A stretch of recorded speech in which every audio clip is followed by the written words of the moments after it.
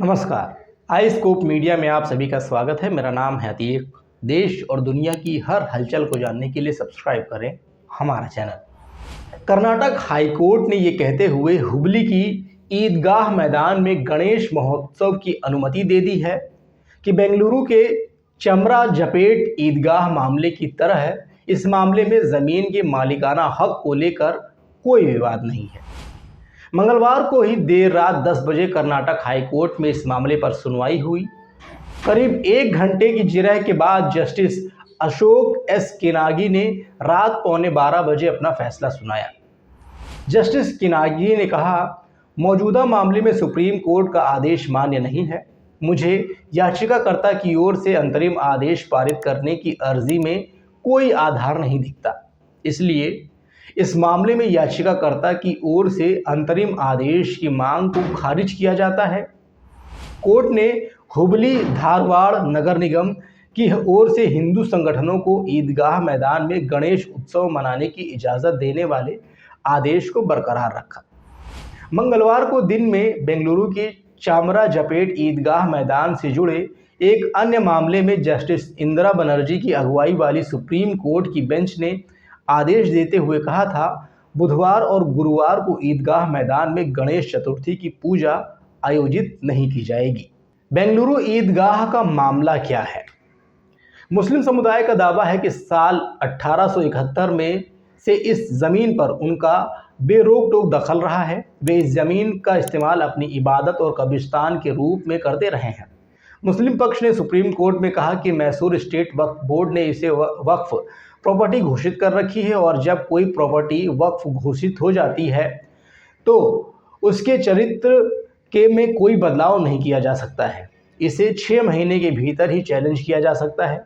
Karnataka high court ने 27 अगस्त को अपने एक फैसले में ईदगाह मैदान पर सीमित समय के लिए धार्मिक गतिविधियों की इजाज़त दे दी थी। कर्नाटक हाईकोर्ट के फैसले के बाद राज्य सरकार ने ईदगाह मैदान में गणेश चतुर्थी की पूजा के लिए आदेश जारी कर दिए।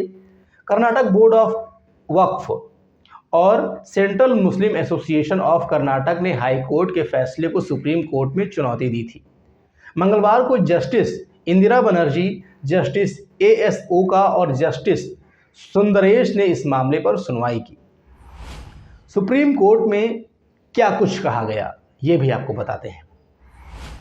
कपिल सिब्बल ने सुप्रीम कोर्ट में को बताया कि ईदगाह मैदान में किसी और समुदाय के पिछले 200 साल से में अपने धार्मिक रीति रिवाजों का पालन करने की इजाज़त नहीं दी गई। सुनवाई के दौरान जस्टिस ओका ने कर्नाटक सरकार का पक्ष रख रहे सीनियर एडवोकेट मुकुल रोहतगी से पूछा कि क्या कभी राज्य सरकार ने इस ज़मीन पर इस पर्व की इजाज़त दी है, तो मुकुल रोहतगी ने जवाब दिया कि नहीं, ऐसा नहीं हुआ है। हालांकि उन्होंने ये भी कहा कि अगर ऐसा अतीत में नहीं हुआ तो इसका मतलब ये भी नहीं है कि अब ऐसा नहीं हो सकता है। इसके बाद बेंच ने कहा, आपने भी ये स्वीकार किया है कि पिछले 200 सालों में ऐसा नहीं हुआ, तो क्यों ना वहाँ यथास्थिति बहाल रखी जाए। जो बात पिछले 200 सालों में नहीं हुई है उसे वैसा ही रहने देते हैं। मुकुल रोहतगी ने कोर्ट को बताया कि पिछले 200 सालों से इस ज़मीन का इस्तेमाल बच्चों के खेल के मैदान के रूप में हो रहा है और राजस्व विभाग के दस्तावेजों में इसकी मिल्कियत राज्य सरकार के पास है। कपिल सिब्बल ने मुस्लिम पक्ष की बात रखते हुए कहा, उन्हें ज़मीन की किसी भी अन्य तरीके के इस्तेमाल पर एतराज़ है। बच्चों के खेलने से ज़मीन पर कब्जे के मामले में कुछ नहीं बदलता है, इसलिए बेंगलुरु नगर निगम बच्चों के वहां खेलने का फ़ायदा नहीं उठा सकता है। कपिल सिब्बल ने कहा कि बेंगलुरु नगर निगम ने कभी भी इसे वक्फ प्रॉपर्टी घोषित किए जाने को चुनौती नहीं दी और उन्होंने इसे स्वीकार किया। तो दोस्तों, इस वीडियो में फ़िलहाल बस इतना ही। अगली वीडियो में आपसे फिर होगी मुलाकात, लेकिन तब तक आप देखते रहिए स्कोप मीडिया और हमारा चैनल सब्सक्राइब करना बिल्कुल भी ना भूलें। नमस्कार।